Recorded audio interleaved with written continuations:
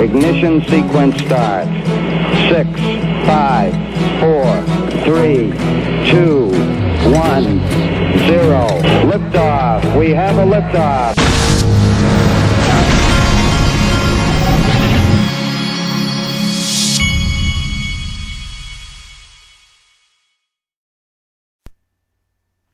Hey everybody, this is the Digital Asset Investor and Happy New Year. We're in 2021 now, and I'm going to let you know in this video what my New Year's resolution, or maybe I should call it my New Year's XRP resolution is. That's what we're going to talk about today, because we're about to take this whole thing and we're going to take control of the situation instead of just sitting around wondering what's going on. So watch this. First thing you need to know is that XRP is on the move. We're up 14% right now. Okay. What XRP is doing right now is really phenomenal considering what the news and what went on this week. It's really an unbelievable thing. So pay attention, because here we go. The first thing I want to show you, my dad, the official father of the Digital Asset Investor channel, sent me this clip right here, and I wanted you to hear it. Now, I want to go ahead and tell you, this guy is apparently one of those Q people, and I don't agree with everything that the Q people say. Some of it's very interesting, some of it not as interesting. But this clip right here, I wanted you to just listen to this. And again, even in this clip, I don't agree with everything, but just listen to the clip. You decide for yourself. I just thought a lot of the things he says in here sound really interesting. There will be a process for you folks, and you'll learn how to be able to make this transition into the new system of currency. And there will be a window to be able to do all of that. Anyways, so the bottom line, folks, is this, okay? The bottom line is the new quantum financial system will end all corrupt central banking. All that stuff stops. There's going to be a new global network for the transfer of these asset-backed funds. And in this network, okay, it's going to now push out the global SWIFT system of transferring money, which means when you're if you want to pay for something overseas, it's not easy, right? The SWIFT system takes your money, puts it into banks' accounts, and they're leveraging it for sometimes 12 days before it's made available to the other side, because they're using your money to leverage to make money. When it happens in the United States, when you're transferring money, same thing. They'll sit on it for a week. You don't get it. All the bullshit like that the banking system put in place, and they've made us believe, hey, that's okay. It's part of the process. No, it's criminal. It's always been criminal. It's your money. They're playing with it, and they're using it to steal money from other people on the planet in terms of interest. All that goes away.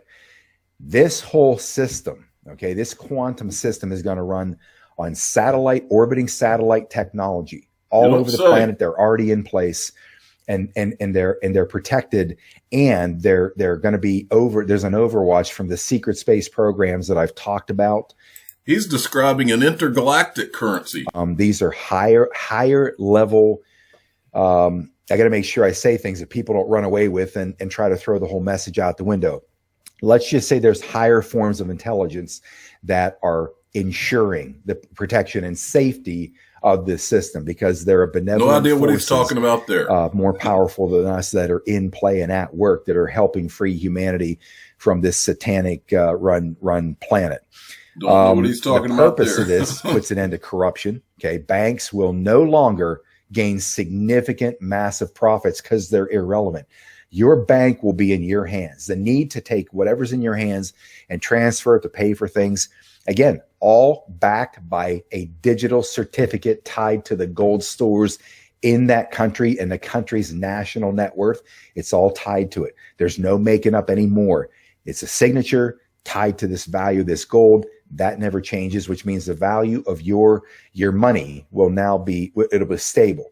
There'll be no more economic ups and downs. There'll be no downturns that they create to steal all of your stuff, all of your assets, your businesses, your house, your wealth that you've saved up. All that stuff they wipe out when they're ready to take all your shit, let it plummet, take it from you, buy it for nothing, and then beef it up and sell it to you at a high price again, and do this over and over and over, and all these market crashes, all of it.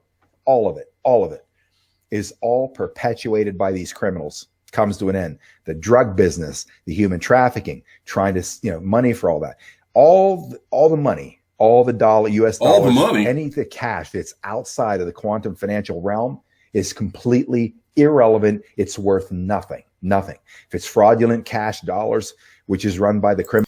Now, this is something interesting you just brought up, because this is one thing I've said for a long time on this channel. I've always thought digital assets were created.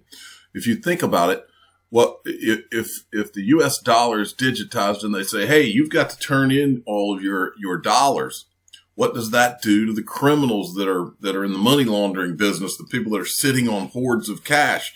All of a sudden, what do? And I've always thought that that's part of the reason that this was all created, was to force criminals, their money to be sucked into the digital system.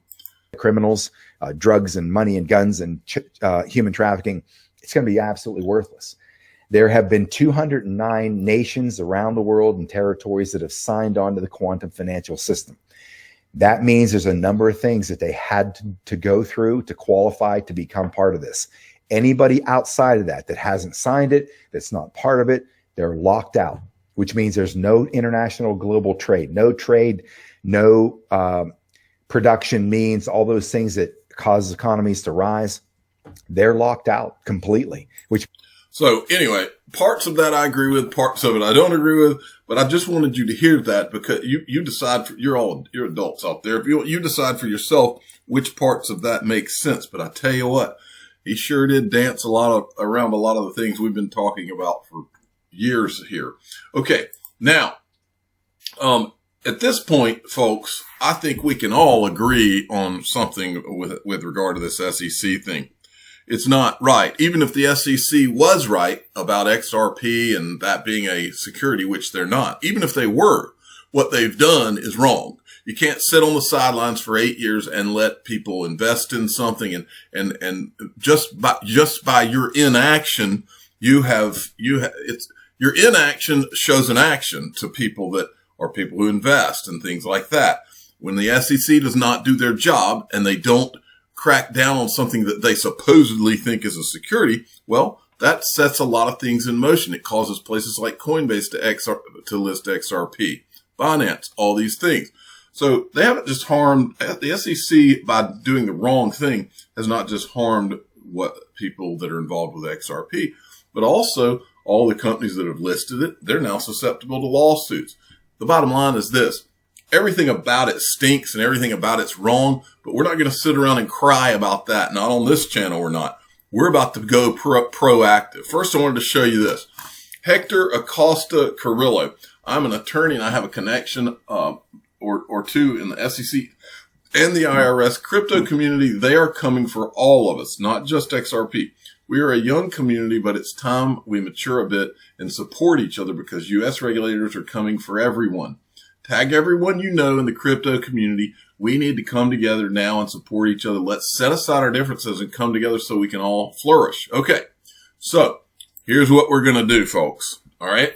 And I'm going to have links to everything that I'm about to tell you at the very top of the description of my videos, because we're going to send a message. And let's call this, you could call it anything. Let's call it power to the XRP people. How about that? Power to the XRP people. Because what we're going to do, we're going to start here with what Mr. B says. You may not think signing a petition will do anything, but it is a great way to start. It only takes 1 minute to do it. So let's go from 4,000 people to 100,000 in the next couple of weeks. Keep an eye out for more legislative actions we can take in the next few days. So he's going to bring us more. Okay. James Rule had tweeted this, and this is a link. Go give him a follow first at RuleXRP. We the people asked the federal government to deem XRP a virtual currency created by this guy. Okay. So it's a petition. Let's see where the petition is as far as signatures, because we're going to take this thing to 100,000 and we're going to do it. Let's see what their goal is. By January 28th, we need this to be at 100,000. And what that does, 100,000 signatures gets an official update from the White House within 60 days. So the White House will actually address the issue if we bring it to their attention. So we are going to get this to 100,000. Now that's step one. Here's the other thing we're going to do, and I'm going to put a link in the description of this video on this too. All you have to do is you go to this link. This is how you find out who your representative in Congress is. And I don't want some of you to do it. I want all of you to do it. And I want you, I'm going to try to get with Mr. B and some other people and find out, create some kind of create a letter or something like that. But in the meantime, that doesn't mean that you guys wait. You can go ahead and start sending your all you got to do is go and put in your zip code, start sending your representatives, tell them how the SEC, and be respectful to the representatives because they're not the bad guys, and be respectful to everyone involved in this thing. But you tell them why. Tell them, give them your heartfelt response as to what the SEC has done is wrong. Give them your heartfelt, response as to why you believe in XRP and why you think it can help all of us and help our financial industry and help our country or help the world in general. Okay.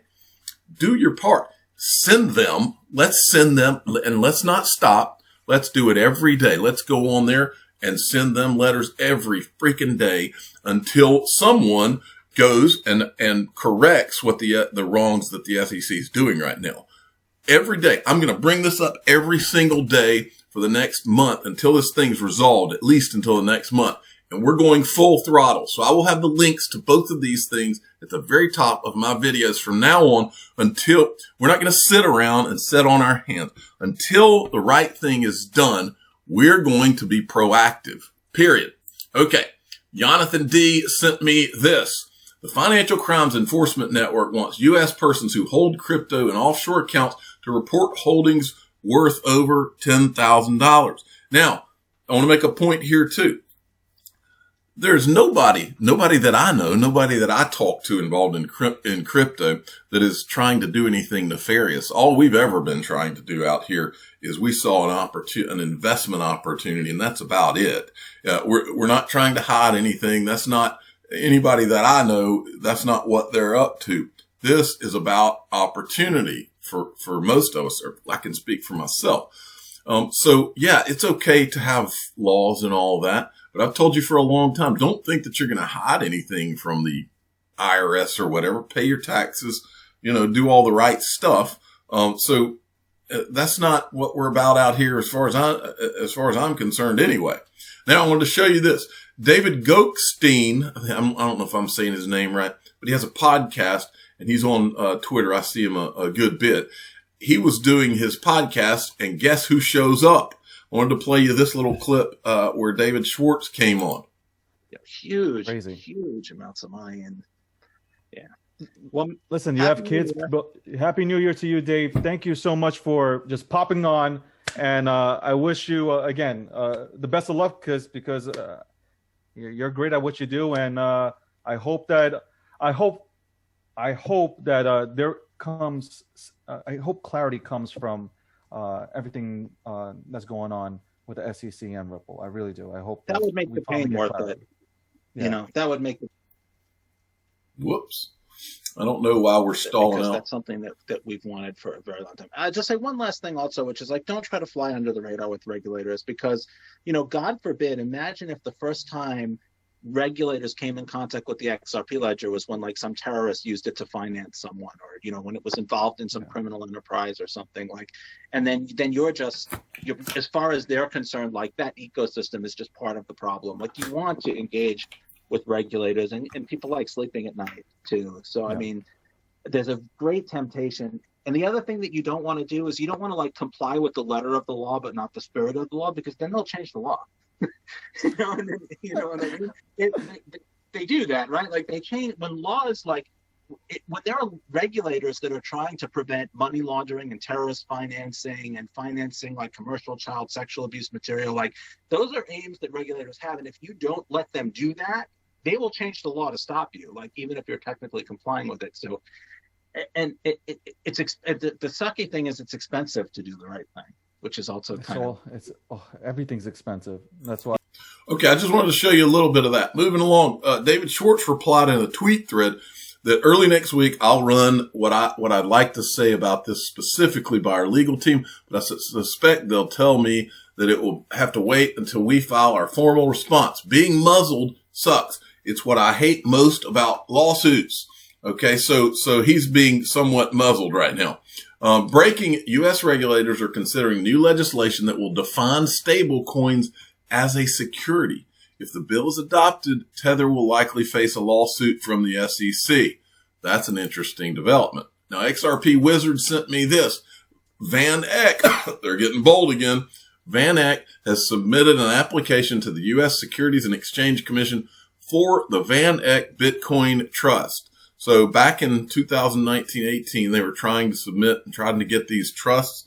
My prediction here is that somebody will grant this a Bitcoin trust, but it's not going to be for Van Eck. I think you'll see somebody like Goldman Sachs come out of nowhere and get the first Bitcoin trust. Watch, see if I'm right. Digital Perspectives, give him a follow at Backup Bradley.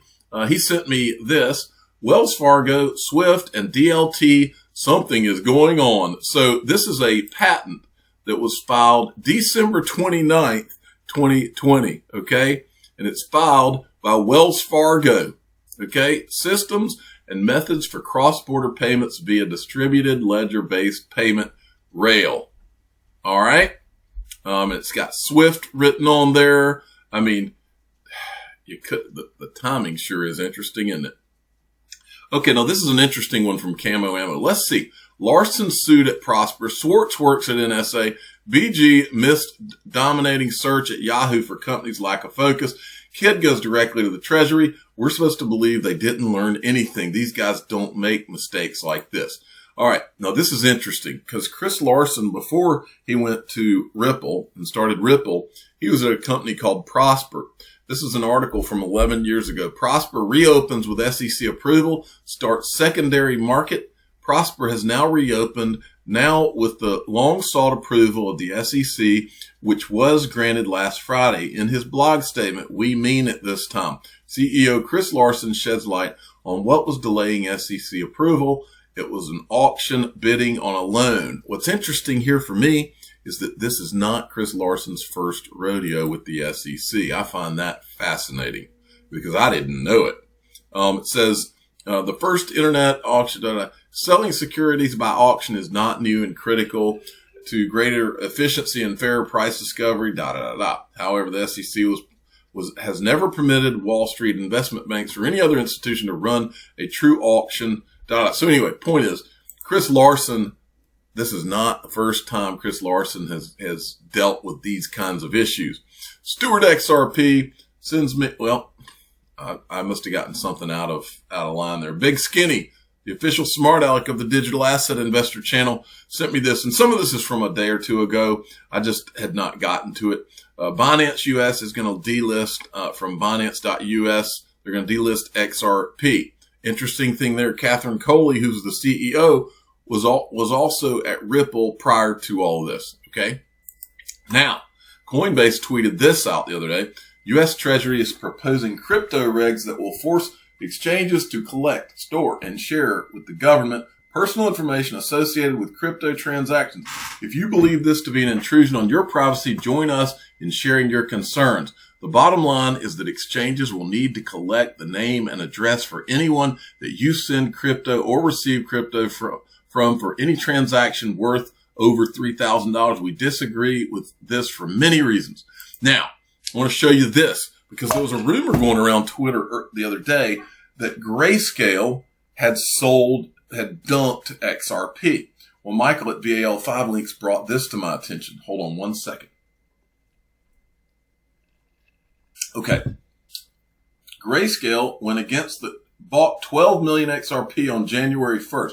Grayscale went against the current trend where major crypto platforms as well as asset managers have started delisting XRP, and the crypto asset manager bought more than 12 million units of XRP on the 1st of January.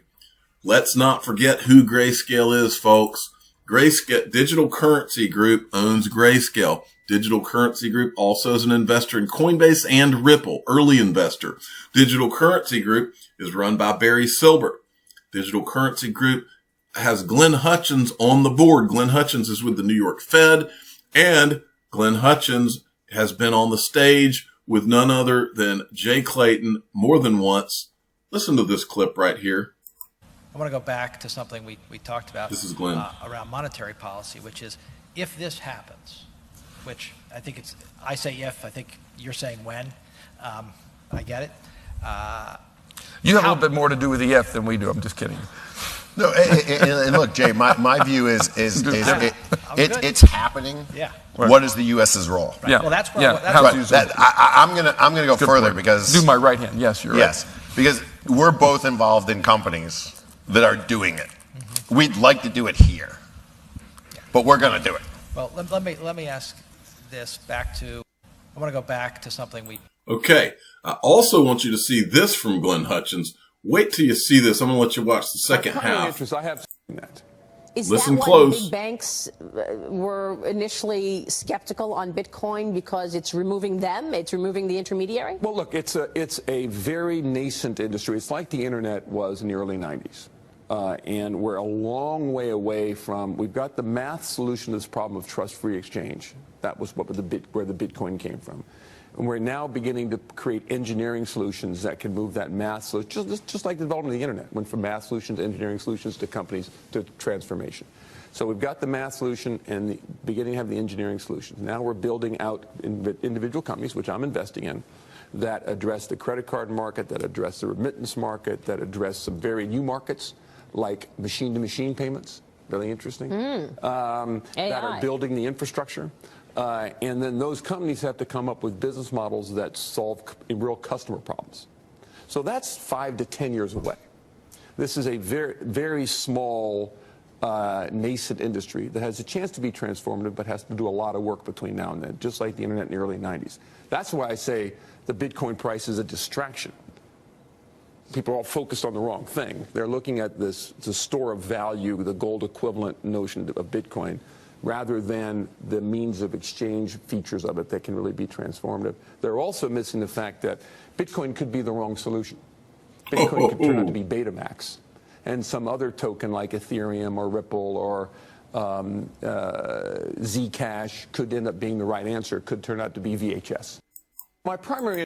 That's what I'm talking about right there. I want to make sure everybody knows iTrustCapital put this out. Apparently their liquidity providers are not going to be trading in XRP anymore. And so they have to cut off the thing just like everybody else. iTrust platform will be unable to support trading in XRP after 5 p.m. on January the 8th. You will still get, if you were there for the snapshot, you'll still have your Spark Flare tokens. Okay. And you'll be able to continue to hold your XRP on there. Okay. Which is what I will be doing. I will continue to hold my XRP just like I am everywhere else. Don't forget, go in the description of this video. Let's see if these signatures have changed at all. We were at 4,832. And now we're at 4,960. We're taking this thing to 100,000, and you go type your zip code in and email, send them a letter, whatever you have to do to your congressman. We're going to bombard the congressman nicely in a respectful manner. I'm not telling you to be ugly to the Congress people, but send them letters. Let them know how ridiculous what the SEC has done. And all you have to do, I'll have this link in this description of this video as well. I'm the digital asset investor. I'm not an investment advisor. This is for entertainment purposes only. Please subscribe, hit the like button, and tell your friends and family that we're taking this to Congress, and I may even hop a plane and go there myself. Thank you for listening.